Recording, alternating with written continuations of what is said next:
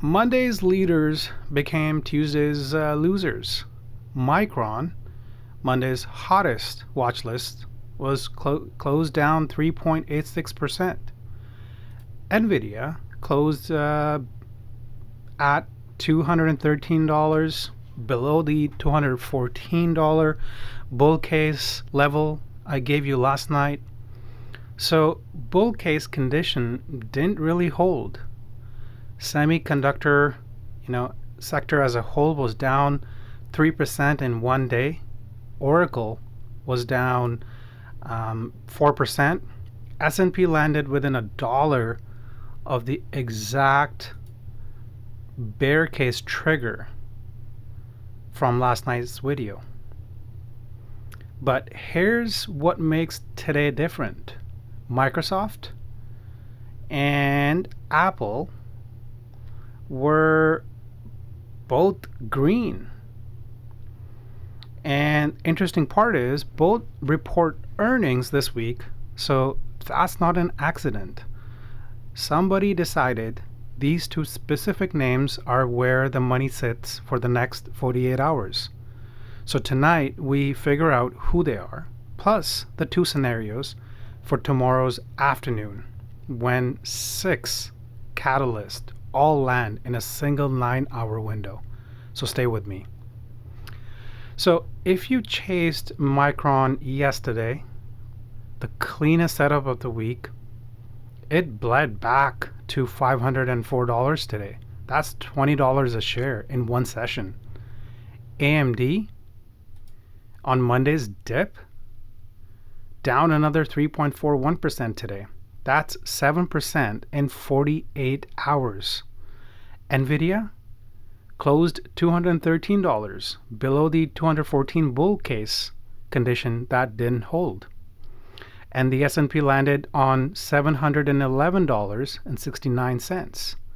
My bear trigger was $711. So quite the coincidence. All this was triggered by one Wall Street Journal article this morning. So the CFO of the OpenAI, Sarah, told her own leadership team that the company may not be able to pay its compute contracts because revenue isn't growing as fast as spending. Now, this is an awkward thing for the CFO of the biggest pure AI revenue story in the world to be saying out loud, because the entire AI stack, NVIDIA, Micron, Oracle, AMD, Broadcom, depends on OpenAI being able to pay. So the market did what it always does when reality doesn't match the hype. It sold. Oracle, Micron, AMD, NVIDIA, semis as a whole down almost 3% in a single afternoon. And the funny thing is, I covered this exact dynamic in last night's video. AI capex versus AI revenue. The market gave us a live demo today. So the question is, who was buying Apple and Microsoft when everything else was getting hammered? Institutions? That's who. When the market sells off hard, money does one of the two things. It goes to cash, or it goes to the names that took bulletproof. So today, those names were Apple and Microsoft. Both report this week. Microsoft tomorrow after the close, and then Apple on Thursday. So if smart money was bearish on those prints, they'd be down with everything else. But they're not. They're up. Which means somebody is positioning for a beat. Or, more interestingly, shorts are covering before the print. Because they don't want to be on the wrong side of the event. Either way, same read. Apple and Microsoft got de-risked. Everything else got crushed. So tomorrow, the rest of the market either follows them up or follows everything else down. So I would say watch the gap at the open. That will be the cleanest tell you'll get all week. Now, here's the part of today's tape worth slowing down for. Gold, let me pull up gold, dropped another, let's say 2%. Bitcoin dropped about 1.29%. And oil briefly tagged $100 a barrel. See, the thing is, in normal times, gold and Bitcoin moving together tells you something. Like, for example, gold and Bitcoin moving down together, while oil rips to triple digits tell you a lot more. And I understand, the oil ripping to triple digits, big cause, what's happening in the Middle East. But you got to pay attention to that someone is selling whatever they can to raise cash. They don't want to hedge. They don't want bets. They just want cash right now. And that would make sense with what's happening with gold and Bitcoin. And Bitcoin, a little bit speculative, but depending on how you see it, but at least gold is not. So if oil keeps climbing into tomorrow morning, so just pay attention to oil, what it does it keep climbing in the morning. And later in the day, if Powell can't sound dovish, the data won't let him, right? Because the writing is on the wall then, which is awkward for anyone still long the AI CapEx thesis. So speaking of Powell, tomorrow at 2 p.m. Eastern, the Fed wraps up its two-day meeting. At 2:30 p.m., Powell takes the stage. Most people expect a hold, so really no change from the current setup we have. So the rate decision really isn't the story. But the language is, can Powell find a way to sound even slightly dovish? Can he hint at cuts coming later in the year? Or does the oil at $100 a barrel and rising inflation pressure forces him more cautious than the market is positioned for? I mean, today's macro made the whole dovish path much smaller than it was 24 hours ago, which means the one-sided risk going into tomorrow afternoon is on the hawkish surprise, which of course is not what the market is positioned for. And as if that wasn't enough drama for Wednesday, exactly 90 minutes after Powell's stopped talking, 4 of the big tech names report their earnings in the same window: Microsoft, Google, Meta, and Amazon, all between 4 and 5 p.m. Eastern, and then Apple follows on Thursday. The shared theme across all 4 reports is conveniently exactly the topic that just blew up this morning: AI capital spending versus AI revenue. The number one to listen for is Microsoft. The word on the street is that their the street expectation for Microsoft's Azure cloud growth is 38%. But above 40, the AI thesis gets a reprieve. Names that got destroyed today, they're probably going to bounce hard, but pay attention to the number. It has to be above 40. But here's the thing. Below 37, right? We have talked about 38. That's the word on street, so that's something everyone is expecting.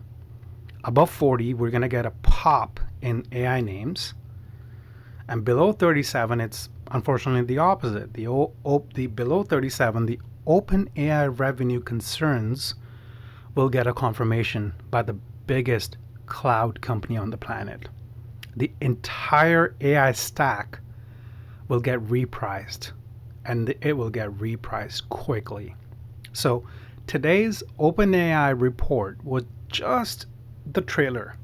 Tomorrow afternoon is the actual movie, so you have to pay attention to that. So let me sum up what we know. Okay, let me sum it up. So yesterday's thesis, the smart money, was quietly stepping out of the side door, and I explained that in my previous video, which was confirmed today exactly the way I called it. So the OpenAI report was the trigger, right? That was the trigger today, and semis took the hit. Apple and Microsoft got the quality bid because somebody's positioned for the event. Gold and Bitcoin kept selling. That's a cash raise, not a hedge. Oil tagged $100, which means Powell can't bail anyone out. So 6 catalysts hit within 9 hours of each other tomorrow, none of which I would guess was a coincidence. So, quick note, if you have made it this far, you just got the kind of pre-event briefing most retail won't get from CNBC, Bloomberg, or anyone in mainstream finance, who will all be busy explaining the market closed lower today on profit taking ahead of the Fed, which is true in roughly the same way the Titanic made an unplanned stop on its way to New York. So why don't you hit subscribe button somewhere on your screen, like button is too. I'm told they help. Now, let's move on. So scenarios, let's look at the scenarios. So 2 scenarios for Wednesday, tomorrow, with the right amount of skepticism about both, okay? So bull case needs, so for bullish case, we need Powell to find dovish language, even though the macro makes that nearly impossible. Needs Microsoft to print Azure above 40%, even though OpenAI just admitted their biggest customer can't pay. And needs SPY to reclaim 714 at the open, which would mean today's selling was already done. Well, if all 3 of those happen, the AI thesis get a reprieve. Semis snap back. Thursday opens green. Possible, sure, it's possible. Likely, probably not. But the thing is, the bear case needs almost nothing, really, because SPY losing 710 in the first hour, and it closed $2 away from that. That's kind of scary. Powell sounding even slightly hawkish, or one of Microsoft, Google, Meta, Amazon missing their cloud growth number. If any of those happen, the AI thesis fully unravels. Semis lose another 2 to 3%. Thursday opens with what people politely call a position cleanse. So the honest read, the bear case has the easier path. Think about it. Macro is already against Powell. The OpenAI bomb already hit today. Smart money already de-risked. That was shown on Monday. Trade the open, I would say, with small size if you're day trading. Don't size anything meaningful until, I would say, probably 2:30 p.m. Let the Fed speak. Let Microsoft print. Then size up into Thursday based on what actually happened. So the single most important thing tomorrow afternoon is Microsoft Azure. And that number comes out at 4 p.m., really, because that one number is the entire AI infrastructure trade. NVDA, Micron, AMD, Oracle, Broadcom. I mean, boiled down to a single data point. Above 40, the panic eases. Below 37, the panic gets worse. Everything else is a noise. So, coming back to the question I opened with, who was buying Apple and Microsoft on a day everything else got dumped? The answer is the same smart money that was selling on Monday. They aren't bullish on Apple and Microsoft. They're just hedged, right? So the names with the print, short or flat on everything else. Set up to win whichever way Wednesday breaks, which is how professional investors actually operate. And it's also why retail tends to do worse over the long run. So if you got something out of this, make sure you subscribe, and I'll see you until the next one. Take care.